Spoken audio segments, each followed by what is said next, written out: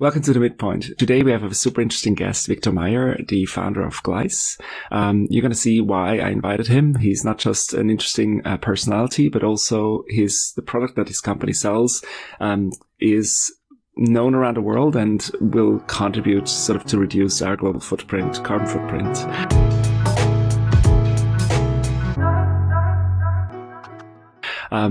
Thanks for joining, Viktor. It's great to have you. Thanks for having me here.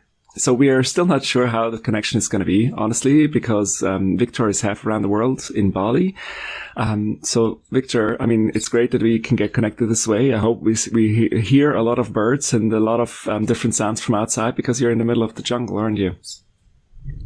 That's correct. I'm on a veranda on top of a cliff. And below there's like jungle and the river and the waterfall. And that's where I am right now. All right. It's freezing temperatures where I am, so I'm not jealous at all. We would love to hear a little bit about your story. So why you're in Bali? Are you on vacation there or you live there? What got you there? No, it's I was in Bali a few years ago when I was on the way to Australia for a project of my business. And I actually met my wife, who is South African, in Bali. And we kept traveling then for 2-3 years until the pandemic came. And we also got a little child. And we decided we have to be more, stable, less nomadic. And so we really loved Bali, just the culture, the people, the nature. And so now it's a big part of our life. We are in Bali. Yeah, that sounds wonderful. Yeah. You're originally from Switzerland, but if I understand that correctly, you don't live in Switzerland anymore. So how do you're not in Bali all year, right? So how do you split yourself up throughout the year? Yeah, so we split our life between Switzerland, Bali, US a bit. So gotcha. So still these three places. Okay. Wonderful. And still a little bit of Switzerland. Obviously, I have family there, and yeah, so I try to connect there. And also our business is based out of Lucerne, Switzerland. I think a lot of people know that city from their last tourist trip to Switzerland. That's a beautiful city. I always recommend when people visit. So you're living in Bali. You have a business that is in Switzerland. How does that work? I mean, how do you and your colleagues, your team, how do you organize yourself?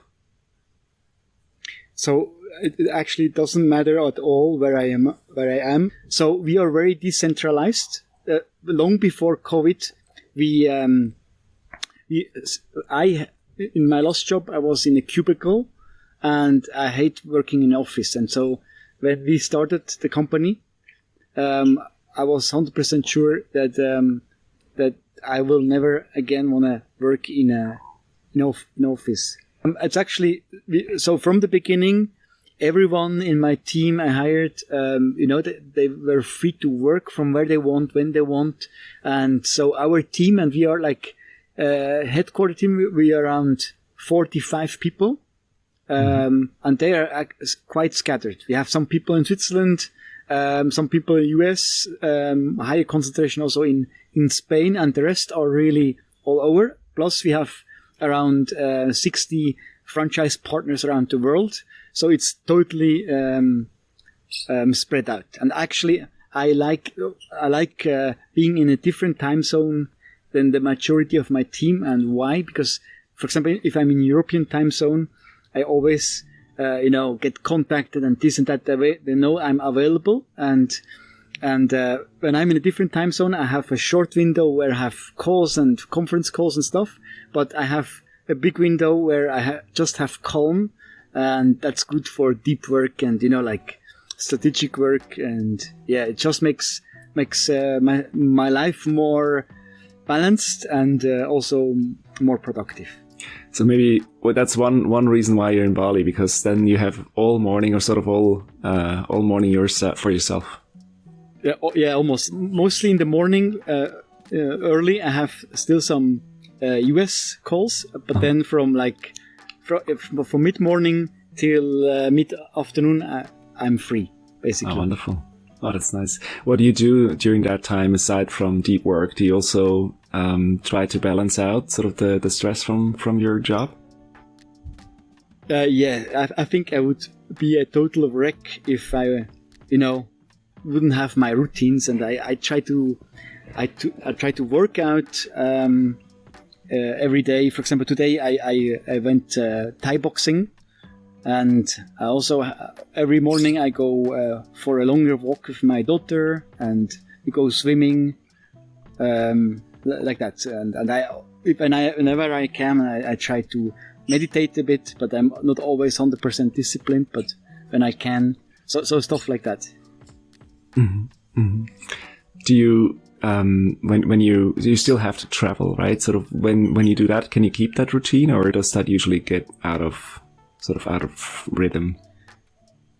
I really try to stick to that. So even if I'm very stressed or busy or so, I really try not to compromise, because I strongly believe that our first, you need a balanced life. It's not, of course, you could go for a few weeks or months not being balanced, but at some time, you cannot keep up. And so I see health and family. It's like the base pillar.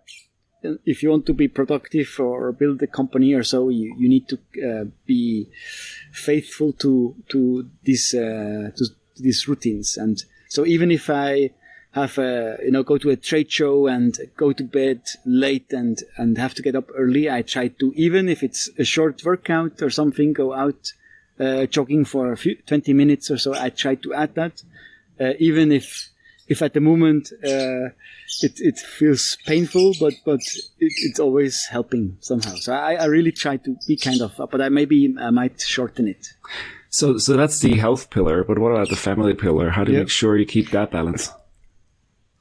Family is the same. I really try to, most business trips, I take my family with me, and so it all integrates. So there's not a longer period where we are absent. That's nice. And for example, my team is used to that, and I already had like presentations to my whole team, holding our little daughter in my arms, because she wanted to be at that moment with daddy, and it's just a bit a family thing. And also we let, like, if you have like bigger conferences or so, we let others bring their family as well. Wonderful. I mean, hopefully she walks by during this recording as well. Who knows? We were warned by Viktor that might happen. Exactly. If I remember correctly, when we met, and afterwards, I think it was about more than 10, 15 years ago.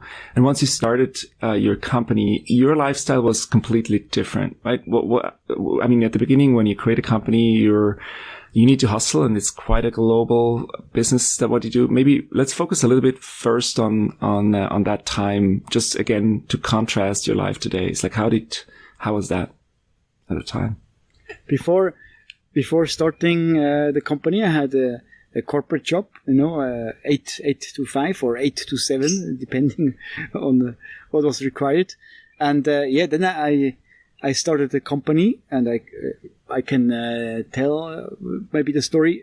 I was for some time looking, I felt I'm not a good employee. I'm actually a bad employee. I need to start something on my own, and I looked into different ideas and stuff. And one day I saw on a BBC show about inventors, and there was a little part about a guy from Spain who developed ice, which looks like ice, it feels like ice, but it's not ice. And I was mesmerized, and so I googled this person's name and found his email. I emailed him, and he wrote back, and he said, "Hey, why don't you come to Spain, come test the product?" And I went there, I tested it, I really liked it. And also his name is Tony.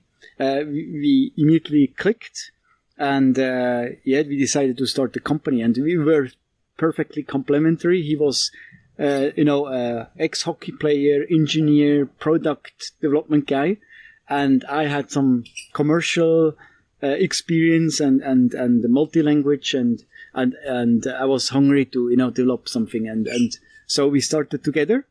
And yeah, we actually started with very low capital. So we really had to turn around every coin, to make things work. And I immediately sensed that because we cannot hire salespeople, we cannot pay base salaries or something. I need to find kind of distributors or like we call them partners, franchisees.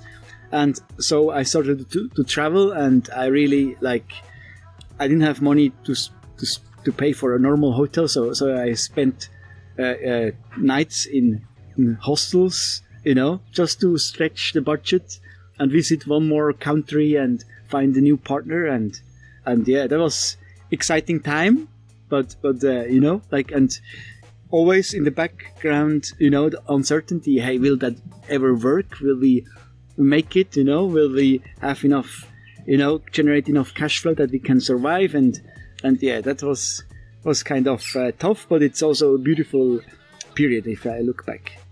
When you, from social media, it looked a little bit more glamorous. You were posting pictures in Argentina eating steak, and then the next week you were on a different continent.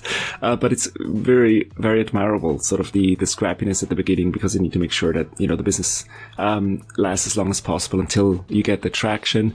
So when you, just for context, when you were building out these markets, how many countries did you visit sort of in a year? I would say up to 30 countries per year. Oh, wow. Yeah. Yeah.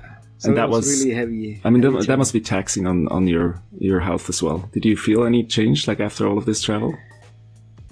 Not really, because I was really disciplined with the routines. Even if I traveled, I always kept my running, my workout like that. And I think that helped. I never, for me, that was my life, and I had to have a normal life, so I had normal routines in that travel life. Why did you change it then?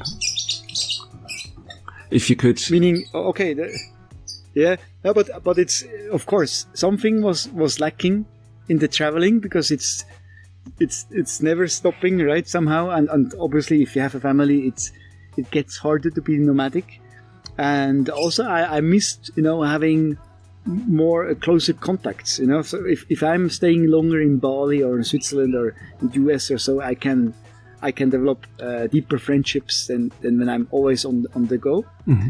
And that's one factor. And also it was very good to build our network like that. I could go spend a week in Argentina or wherever we develop the market and be really close with our local partner and his team, and I could learn from them. We could adapt the strategy to their market, and that was really good at the beginning. But after some time, if you have so many stakeholders, and whenever you go to a market, it's always a trade-off. I spend time with that person, that's great, but I neglect all the others, mm-hmm. and so there's no balance. And now I really try to limit my travel to the minimum, because I need to keep the balance, the regular contact with the whole network. Mm-hmm. And I almost made the science of designing the right cadence, with whom from my internal team, with whom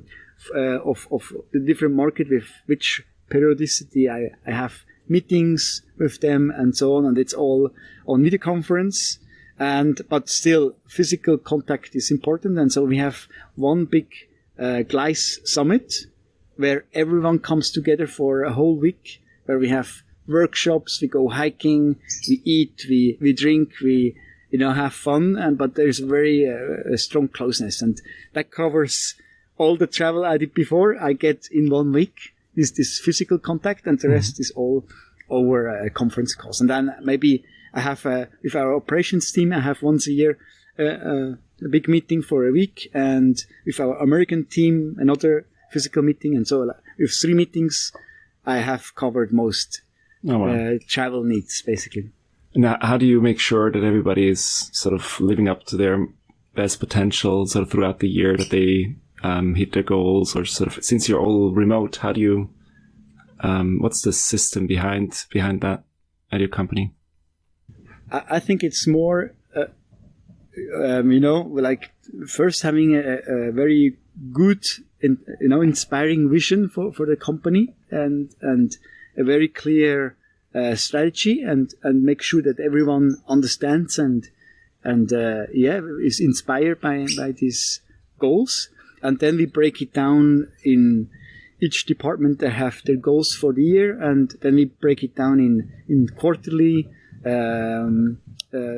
projects, or we call it internally rocks.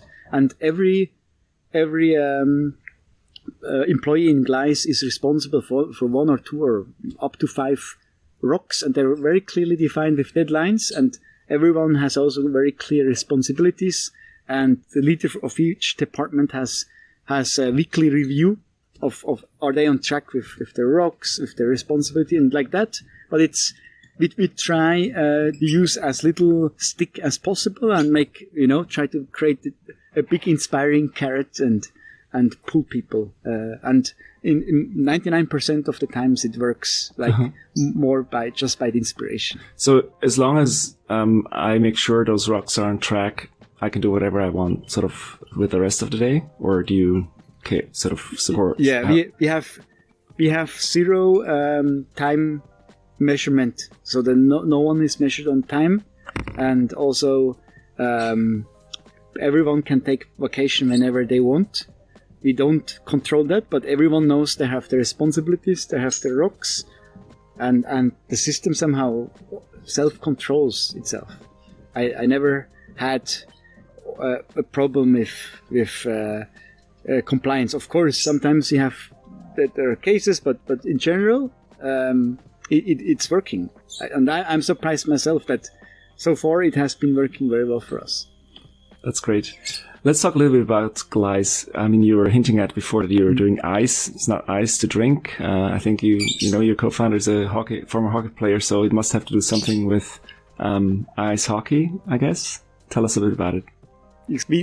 We or my business partner came up with this idea that normally if you have a refrigerated ice skating rink, you need a lot of energy, a lot of water, you need a lot of chemicals, the cooling agent, which are toxic and so on. So it's not a environment friendly system or product to have an ice skating rink. Okay, so just to get an idea, every square meter of an ice rink uses about the same energy and water as the average household. So if you have an Olympic ice skating rink, which is 1,800 square meter, that's about the same energy and water like 1,800 homes. Mm-hmm. So it's a big waste. And so my business partner, he developed a material which looks like ice, it feels like ice, but it's not ice, and we can set it up. It comes in panels, 2 by 1 meter.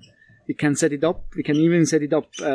We had done projects in the Maldives on the beach, or in Brazil, somewhere on the beach, or in Hawaii. So in any culture or climate, and it doesn't melt. And after 15 years, you can turn it over and you have a brand new ice rink again. And so the normal lifetime is about 30 years. And then we can take it back, recycle, but we also have collaboration with Habitat for Humanity, and they build refugee homes with our panels once they came back. Wow. But we had very few cases, more with damaged panels, where they built refugee homes with that. Gotcha. So basically, if some shopping mall in Dubai wants to have an ice rink to entertain their visitors, that's where it becomes much more, not just more environmentally friendly, but also a lot more cost effective to do it with a surface like Glice. Did I understand it correctly? It's environment friendly, yes, exactly, and it's totally much more cost effective. Yeah, I mean, the energy saving doesn't. Please, Rico. When I said Dubai or some of these regions, I think the Maldives are also not really prone for snow or ice. So that's why I think it's these. I mean, the skiing resort in Dubai popped into my head when you said refrigeration, right? So I'm guessing that will be a lot more cost effective for those shopping malls or sort of these entertainment venues? Yeah, totally. So for them, it's a huge cost saver, but we don't need to go to a warm country to have this cost saving. Right now, with climate change, we have a hard time in Switzerland to have snow and ice. We have a hard time even up to Sweden. So we've been selling Glice skating rinks in over 90 countries, and we even sold ice rinks. This year we have around 10 rinks in Sweden. We sold 3 rinks to Iceland, and so even the cold countries, they have trouble maintaining ice, and they need energy as well to have an ice rink in winter. So even they have cost savings with our solution. I mean, I'm a big ice hockey fan, honestly. So with, let's say during a game, they have to clean the ice several times. If you would replace an Olympic hockey rink, and have a professional team play on it, how long would that last? I'm not sure. Like, it feels like it wouldn't last that long throughout the season. What's your experience with that? Is it in use anywhere where they play professionally on it? Yeah. So for example, we have hockey teams who use Glice as a training surface. And for example, hockey club Davos in Switzerland, they have a full training center by us, and they use it daily. And these are professionals, and they go to their limit, and there is maybe if it's hardcore usage, maybe it's not 30 years like a soft mall usage, but still it will be at least a decade or two where it will last. Yeah.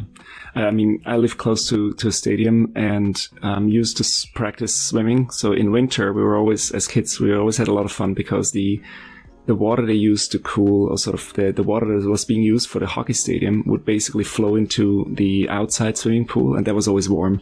So we loved that, but now thinking about it, as you mentioned it, I mean, it goes a lot of energy and water use into maintaining that, even in wintertime in Switzerland. So, well, it's enormous.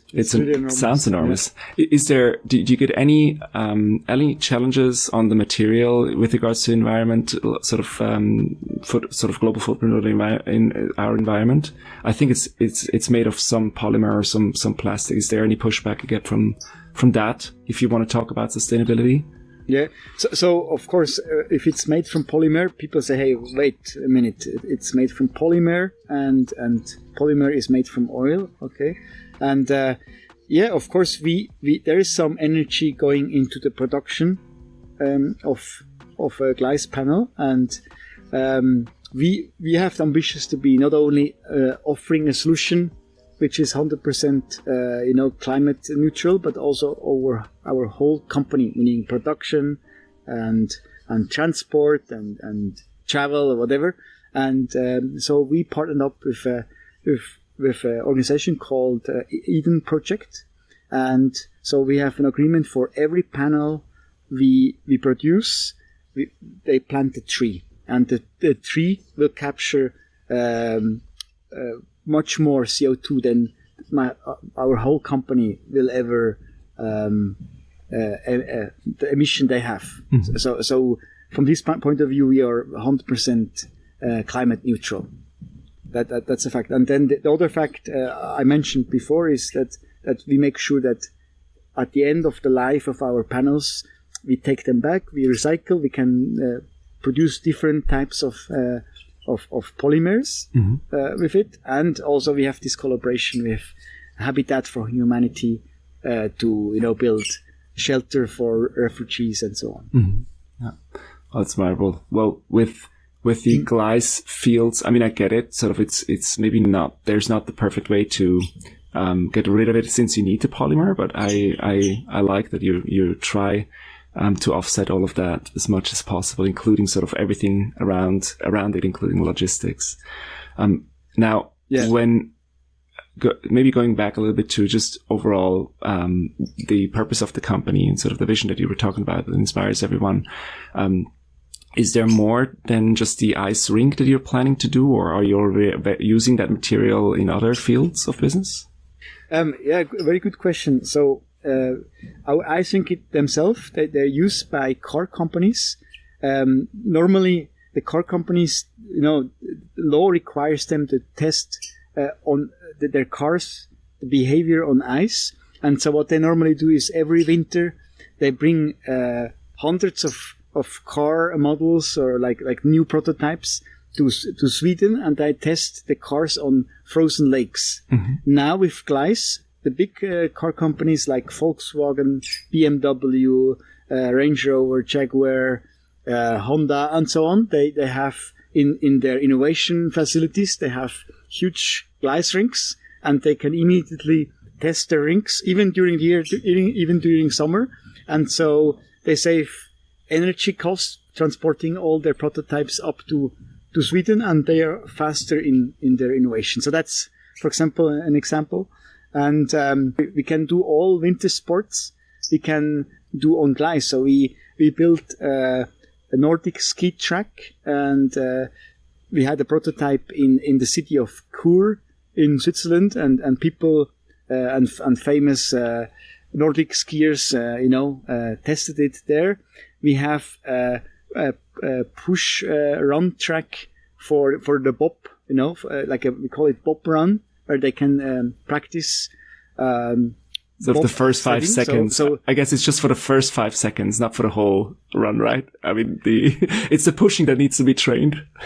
Exactly. That's and they are sprinters. They need to the pushing and the jumping in the bob and until it goes. And basically now the movie Cool Running with Glice, they don't need to do it in a bathtub. They can put the Glice run in Jamaica and practice for the Olympics. That's amazing. Exactly. Well, thank you so much, Viktor. I mean, it's fun talking to you. Do you what's the rest of the day look like? No, sort of average day for you now. I'm guessing. What is it? Already afternoon for you? Yeah, it's 3:30. I will have 2 more conference calls, and then I'll probably jump in the pool with my daughter and have some dinner. And our daughter is small, so we probably go to bed early. And that's the day. And tomorrow I go river rafting with a few friends in the morning, and then in the afternoon I have again conference calls. And we're back to jealous. All right. No, so thank you so much, Viktor. No. Thank you so much for joining. I really appreciate it. All the best, and looking forward to seeing you again in Switzerland. It was a pleasure talking with you, and hope to see you soon. Thank you. Take care. Thanks, listeners. Thank you, everybody, for joining. I hope you enjoyed it. If you did, please subscribe, like the episode, and let us know your comments. I'll be open to that, and we look forward to hearing you again in the next episode. Bye, guys. Bye-bye.